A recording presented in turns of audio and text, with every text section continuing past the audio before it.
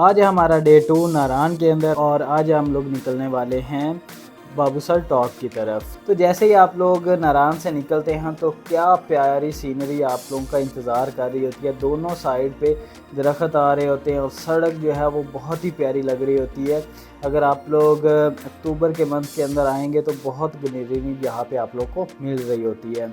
अच्छा जी, जैसे हम लोग ये सीनरी जो है वो थोड़ी क्रॉस करते हैं तो आगे हमें बोट राफ्टिंग के लिए काफ़ी सारी एक्टिविटीज़ मिल जाती हैं, ठीक है। और उसके अलावा जो है ज़िप लाइन का भी ऑप्शन यहाँ पे आपके पास अवेलेबल होता है। 2 ज़िप लाइन है मेरा ख्याल, यहाँ पे एक छोटी है एक बड़ी है। और ज़िप लाइन ट्राई करने के बाद हम लोग चल पड़े अपने मंजिल की जानिब यानी बाबूसर टॉप की तरफ। अच्छा, रास्ते में हम लोगों ने इतना ज़्यादा स्टे नहीं किया क्योंकि जो बाटा कुंडी थी वो भी बंद था, ठीक है। पूरे का पूरा कोई भी होटल वगैरह नहीं खुले हुए थे क्योंकि हम लोग ये सफ़र कर रहे थे अराउंड अक्टूबर के महीने के अंदर। तो आप लोगों को पता है कि आधे से ज़्यादा तो नारान ही बंद हो जाता है इस महीने के अंदर, तो बाटा कुंडी तो वैसे ही ऑप्शन खाली था।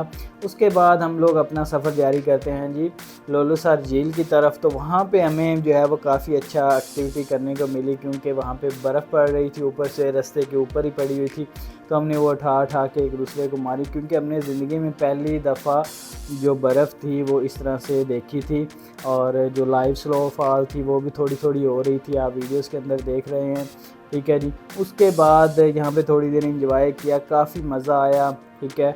और मैं आपको रेकमेंड करता हूँ कि जब बर्फ़बारी हो रही हो ना तब इन इलाकों का आपको विज़िट करना चाहिए। इतनी ज़्यादा ना हो बल्कि थोड़ी थोड़ी जब मौसम स्टार्ट हो रहा हो ना बर्फ़बारी का तो तब आना चाहिए।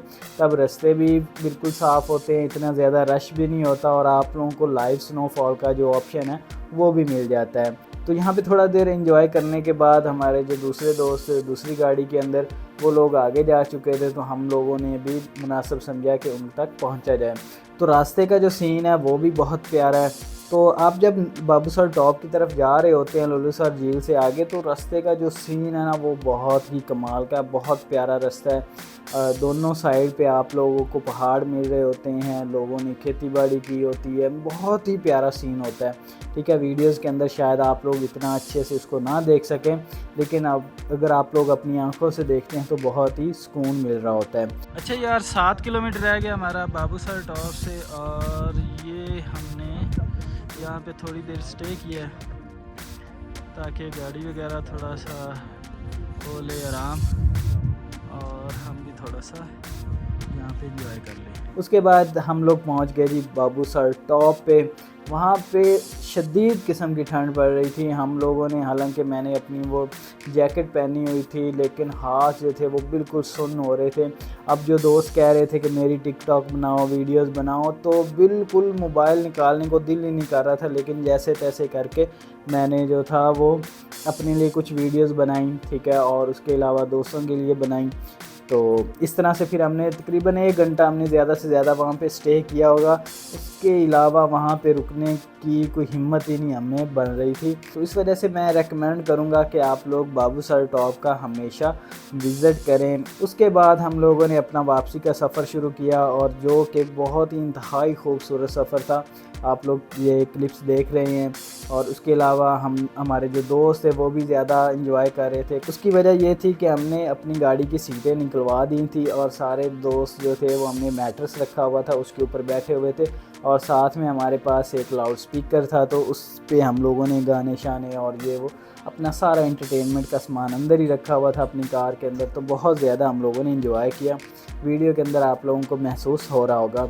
उसके बाद तो जैसे तैसे करके हम लोग नारान पहुंच गए। शाम को जो नारान बाज़ार था वो बिल्कुल खाली था, यानी कि इस तरह से कह लें कि जो आम आवाम होती है ना वो 1% भी नहीं थी क्योंकि नारान जो था वो आधा खाली हो चुका था, आधे होटल्स बंद हो चुके थे। तो ये नाइट स्टे करने के बाद हम लोग उठते हैं अगली सुबह और हम लोग अपना सफ़र जो है वो वापसी का शुरू करते हैं। तो वापसी का सफ़र हमने कुछ इस तरह से करना था कि कगान जाना था, कगान से होते हुए हमने बालाकोट और बालाकोट से फिर हमने रास्ता लेना था कश्मीर की तरफ। तो बालाकोट पे हम लोगों ने स्टे किया, रिवर साइड के ऊपर ये एक रेस्टोरेंट था।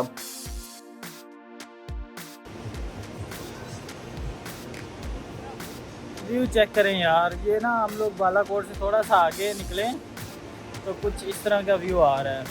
अब मैं आपको अपनी दूसरी साइड पे दिखाता हूँ। ये रहा जी व्यू दरिया के किनारे पे। अब हम लोग क्या कर रहे हैं कि अपने जो खाने पीने का बंदोबस्त करने लगे हैं। देखिए ज़रा, ये सारा सामान वगैरह आया पड़ा है। हमारे दो दोस्त जो हैं वो गए हुए हैं गोश्त वगैरह लेने।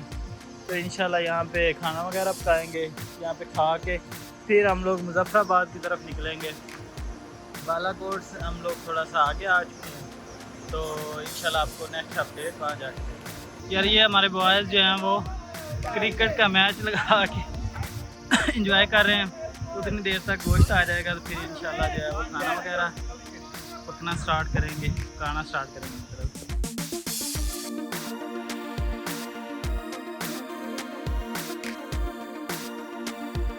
अच्छा यार, ये हमारे बॉयज़ जो हैं वो बालाकोट थोड़ा सा आगे जो है वो खाने वगैरह का इंतज़ाम कर रहे हैं। बारबेक्यू काफ़ी आज जो है वो चीज़ें बनने वाली हैं, तो सारे काम तो लगे हुए हैं। यहाँ पे बिरयानी बन रही है। हेलो अदनान सेठ जनाब भाईजान। हाँ जी काकू साहब, A1 जनाब। क्या बात। ये रहा हमारा सामान बन रहा, और यहाँ पे हम लोग पहाड़ियों की तरह मसाला बना रहे हैं। तो इस तरह से हमने अपनी सारा जो वो दिन था ना वो बालाकोट के अंदर गुजारा, और शाम को हम लोगों ने अपना सफ़र शुरू किया थ्रू बालाकोट टू आगे कश्मीर की तरफ। और कश्मीर का आप लोग ये ब्रिज देख सकते हैं, बहुत ही प्यारा लग रहा था, बहुत ही खूबसूरत लग रहा था। और जैसे हम लोग ये ब्रिज क्रॉस करते हैं तो मज़े वाली बात यह है, इंडिया और अफ़गानिस्तान का मैच चल रहा था, जो कि बड़ी स्क्रीन के ऊपर चल रहा था पार्लियामेंट के बिल्कुल सामने। तो वहाँ पे हमने थोड़ी देर रुके, वहाँ पे वो मैच वगैरह देखा था। अनफॉर्चुनेटली पाकिस्तान उस दिन नहीं जीत सका, खैर वो तो एक अलग बात है, दुख था।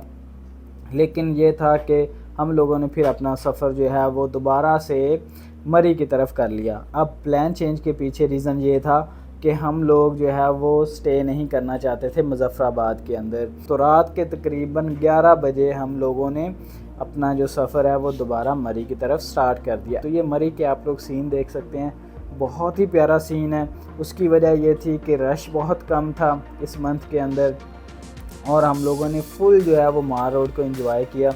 नेक्स्ट डे भी हम लोगों ने मरी में ही स्टे किया। मरी के अंदर हम लोगों ने फिर पथरियाटा जाने का सोचा नेक्स्ट सुबह के अंदर। पथरियाटा का जो सीन है वो थोड़ा सा वैसे ही रहा, कोई इतना मज़ा नहीं आया। उसकी वजह ये थी कि हमने चेयर लिफ्ट को तो एंजॉय किया, लेकिन केबल कार बंद थी, तो इस वजह से ऊपर ज़्यादा नहीं जा सके। तो उसके बाद हम लोग दोबारा नीचे आ गए, वहाँ पे पार्क वगैरह के अंदर थोड़ी देर बैठे, बातें शातें की।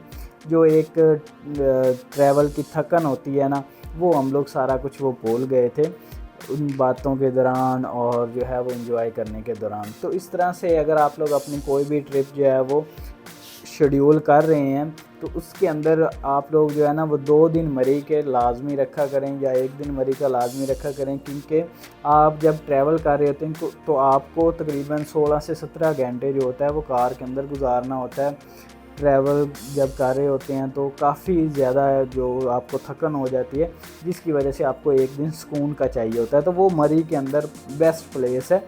आप लोग मार रोड के ऊपर घूमें, और जो है वो नथिया गली और पथरियाटा वाली साइड पे जाएं, और पुरसुकून होके वो 2 दिन एंजॉय करें, या 1 दिन, जैसा भी आपने शेड्यूल किया होगा। वो बहुत ही बेस्ट जगह है सुकून करने के लिए। तो यहाँ पे हमारा जो है वो सफ़र ख़त्म होता है, ये ट्रिप ख़त्म होता है। तो इंशाल्लाह नेक्स्ट ट्रिप के अंदर जल्दी ही मिलेंगे। अल्लाह हाफिज़।